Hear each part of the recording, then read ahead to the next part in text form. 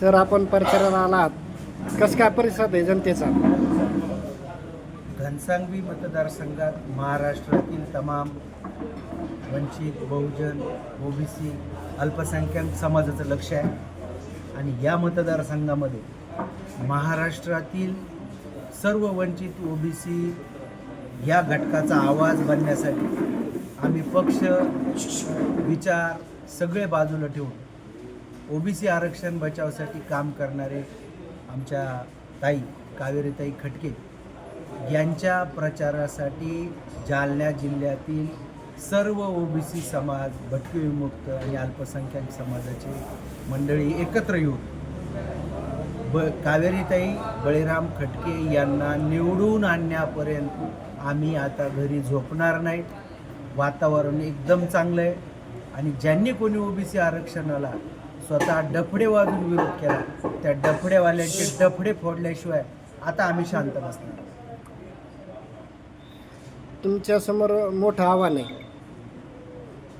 पैशावाले उमेदवार आहेत, त्याच्याबद्दल काय म्हणू? धनशक्तीच्या विरोधात आत्तापर्यंत ज्यावेळेस जनशक्ती एकत्र झालेली आहे, जनशक्तीचाच विजय झालेला आहे आणि घनसांगवीत सुद्धा 23 तारखेला या महाराष्ट्रातील ऐतिहासिक विजय होणार आहे आणि आम्ही तो या प्रतीतून 23 तारखेला दाखवल्याशिवाय राहणार. धन्यवाद साहेब. आपल्याला काय वाटतं, ओबीसी एकजुटीनं मतदान करील विश्वास आहे आपल्याला? आपण आत्ता जालना जिल्ह्यात जे आत्तापर्यंतचे आंदोलन बघितले आणि ओबीसीचा जो आंदोलन बघितलं, त्यामुळे असं वाटतं की यावेळेस ओबीसी जो पेटून उठलेला आहे आणि गावागावात आपण खेड्यापाड्यात बघतायत ओबीसीचे काय हाल आहे, ओबीसीवर काय व्यथा त्यांच्यावर आलेल्या आहेत, हे फक्त लोक बोलून दाखवणार नाही, तुम्हाला येणारे 20 तारखेला ते लोक मतदानाच्या रूपात दाखवतील आणि त्यामुळं आम्हाला ठाम विश्वास आहे की प्रत्येक ओबीसी हा येणाऱ्या 20 तारखेला कावेरीताई खटकेला मतदान करणार आहे आणि त्याचा परिणाम तुम्हाला 23 तारखेला दिसेल. दुसरी गोष्ट असेल, काही ओबीसीचे जे कार्यकर्ते आहेत, जे काही फिरलेत आमच्यासोबत किंवा आम्ही ओबीसीसाठी काम करतो आणि आयत्या वेळेस आता धनशक्तीबरोबर गेलेले, ते दुटप्पी लोक आहेत. त्यांना मी जनतेला, ओबीसी जनतेला असं आव्हान करेन तुमच्या मार्फत की त्यांनी अशा लोकांवरती जे दुटप्पी लोक आहेत, सकाळी एक आणि रात्री एक, म्हणजे असं जे करतायत त्यांच्यावर अजिबात विश्वास ठेवू नका. त्यांच्याकडे समाज म्हणून बघू नका आणि पाहुणा म्हणून बघू नका, कारण ते लोक जे आहेत कायम यापुढे सुद्धा भविष्यात ओबीसीच्या आंदोलनाला घातक ठरणार आहे. त्यामुळे त्यांच्याकडे दुर्लक्ष ओबीसी समाज करणार आहे आणि त्यांचं कोणी ऐकणार नाही. आणि आज ओबीसी सर्व एकत्र आलेला आहे आणि तो आम्हाला खात्री आहे की तो पूर्णपणे आमच्या पाठीशी आहे आणि तो मतदान करेल. सर, कशी परिस्थिती आहे सध्या मतदारसंघाची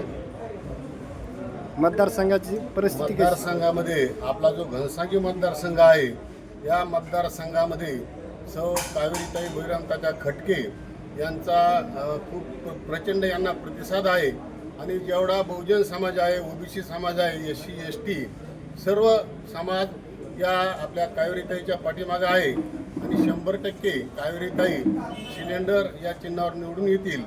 कारण आजपर्यंत ओबीसी, वंचित, बहुजन समाजानं जात पाहून मतदान केलं नाही तर पक्ष पाहून मतदान केलं. पक्षाचा उमेदवार कोणत्या जातीचा आहे हे पाहिलं नाही आणि वारंवार प्रत्येक महाराष्ट्रातल्या विधानसभेमध्ये काही विधानसभेमध्ये तर आजपर्यंत ओबीसी निवडून आलाच नाही. इथं सुद्धा तीच परिस्थिती आहे. एकच वेळेस ओबीसी आमदार झाला, परत ओपनचे आमदार होतात आणि हे कुठंतरी वंचित बहुजन समाजाला कळलेलं आहे. जेणेकरून महाराष्ट्रामध्ये ज्या व्यक्तीनं जातीवाद केला, जातीवाद पेटवला आरक्षणाच्या रूपानं, आणि त्यामुळं आम्हाला सुद्धा वंचित ओबीसी समाजाला आमची जात कळाली. आमची जात कोणती आहे आणि कोण आहेत हे आम्ही सगळे एकत्र आलेलो आहोत आणि सगळे ओबीसी वंचितचे लोक एकत्र येऊन आम्ही कावेरीताईला 100% निवडून आणणार आहोत. हे अगदी ही खात्रीनं सांगू शकतो. घनसांगी मतदारसंघामध्ये शाहू फुले आंबेडकरी विचाराचा आता जो प्रवर्ग तयार झालेला आहे, SC ST आणि ओबीसी, मायक्रो ओबीसी हे सर्व घटक, दलित, मुस्लिम आणि ओबीसी हे सर्व बांधव आता एकत्र आलेले आहेत. त्यांना आता विश्वासात घेऊन कामाला लावण्याची गरज आहे. आपल्याकडं थोडे दिवस राहिलेले आहे. तात्यांनी आता त्या पद्धतीनं काम करावं. विजय हा आपल्या हातात आहे.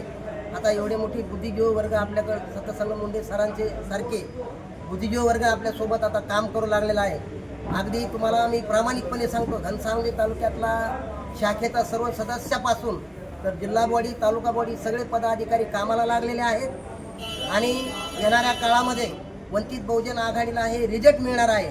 घनसावंगी मतदारसंघ आणि परतूर मतदारसंघ हे वंचित बहुजन आघाडीचे दोन्ही आमदार आपल्याला विजयी झालेले दिसतील, त्याच्यात काही शंका नाही. परंतु आपला जो कार्यकर्ता आहे, जो दुसऱ्याच्या दावणीला बसलेला आहे, माझी सर्वांना विनंती आहे, आपले नातेवाईक असतील, मित्र असतील, परिवारातील सगळ्या लोकांना सार्वजनिक पद्धतीनं सर्व जो बुद्धिजीवी वर्ग असेल, कार्यकर्ते असेल, सगळ्यांच्या मार्फत आपण सगळ्यांनी विनंती करावी की भावांनो, विजय आपल्या हातात आहे. आता कोणाच्या भूलथापेला बळी न पडता अगदी प्रामाणिकपणे वंचित बहुजन आघाडी सोबत राहा आणि विजय हस्तगत करा.